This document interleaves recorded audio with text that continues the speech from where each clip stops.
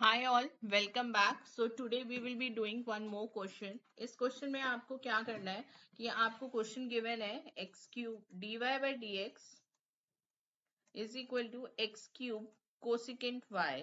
ठीक है, और आपको इसमें y निकालनी है that y of zero is zero. जब इसका लिखा होता है ना y of zero is zero, इसका मतलब आपका x जीरो है, क्योंकि हमारा जो फॉर्म होता है that is y of x is y का वैल्यू. ठीक है, तो इस क्वेश्चन में हम क्या करेंगे, x और कोसिकेंट y इजिली सेपरेट हो सकते हैं, तो dy के नीचे आप कोसिकेंट y ले आओ और x क्यूब dx लिख दो. ये आपका सेपरेबल फॉर्म हो गया. आप दोनों साइड इंटीग्रेट कर लो. 1 अपॉन कोसिकेंट y को हम हमेशा साइन y dy लिख सकते हैं, और x क्यूब को आप एक साथ ही इंटीग्रेट कर लेना. ठीक है, तो साइन y का क्या हो जाएगा, आपका साइन y हो जाएगा माइनस कॉस y. ठीक है, और इसका हो जाएगा x4/4 प्लस सी. अब आप क्या करो, जब आप इंटीग्रेट कर चुके हो, अब इस स्टेप पे x को 0 और y को 0 डाल दो. तो अगर हम बात करें x को 0 और y को 0, तो माइनस कॉस ऑफ 0 क्या होता है, कॉस 0 आपका 1 होता है, और 0 बाय एनीथिंग इज ऑल्सो 0. तो यहाँ से आपकी c की वैल्यू क्या आ गई, -1. -1 क्या आई है, क्योंकि cos 0 आपका 1 होता है, तो माइनस cos 0 था, तो वो -1 हो गया आपका. ठीक है, तो इसका मतलब आपका जो आंसर है वो क्या बन गया, आप इसे ओरिजिनल इक्वेशन में रीपुट कर दो, यानी कि इस फर्स्ट वाली इक्वेशन में. तो माइनस कॉस वाई x4/4 -1. ठीक है, अब थोड़ा सा इसको रीअरेंज कर लेते हैं, बिकॉज हम LHS में नेगेटिव नहीं रखते, तो ये हो जाएगा cos y माइनस x4/4.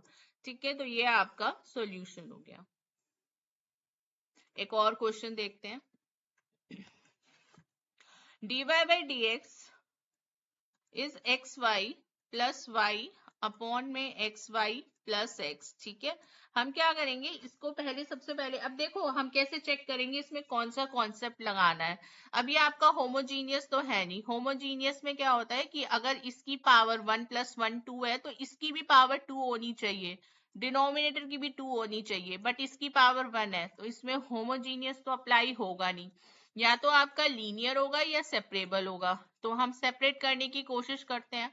आप हमेशा पहले इसको रफ में चेक कर सकते हो कि ये सेपरेट होगा नहीं होगा. तो अगर मैं ऊपर से y कॉमन ले लूं तो ये x + 1 हो गया, और नीचे से अगर x कॉमन ले लूं तो y + 1 हो गया. इसका मतलब मेरा y अपॉन y + 1 हो गया, और x + 1 अपॉन x हो गया.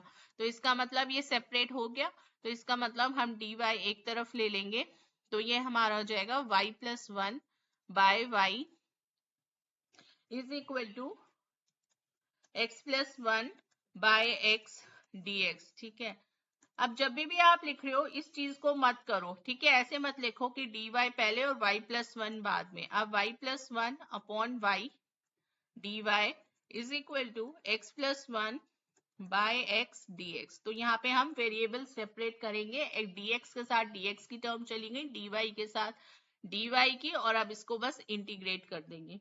अब y + 1 को कैसे इंटीग्रेट करेंगे, आप उसको लिख लो 1/1 + y dy.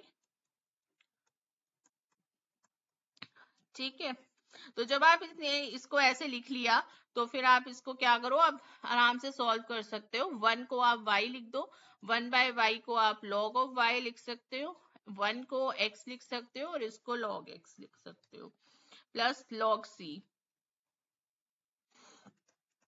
ठीक है, अब क्या करो, अब y माइनस x कर दो, और log की जितनी भी टर्म्स हैं उनको सबको एक साथ इकट्ठा कर दो, यानी कि log x plus log c minus log y. ठीक है, तो यहाँ पे आपको क्या करना चाहिए कि पहले y माइनस एक्स था. अब देखो हमारे पास log की प्रॉपर्टी होती है ना, log m minus log n, वो क्या होती है, log m/n. तो सेम आपको यहाँ अप्लाई करनी है. किस किस पे अप्लाई करोगे, log x और log y पे. तो जब आप इसको अप्लाई करोगे तो ये आपका हो जाएगा x/y प्लस log c. ठीक है, और फिर उसके बाद है हमारे पास एक और प्रॉपर्टी होती है which is log m plus log n तो वो होती है आपकी log mn, यानी कि हम उसको मल्टीप्लाई कर देते हैं, ठीक है। तो ये y minus x is equal to log of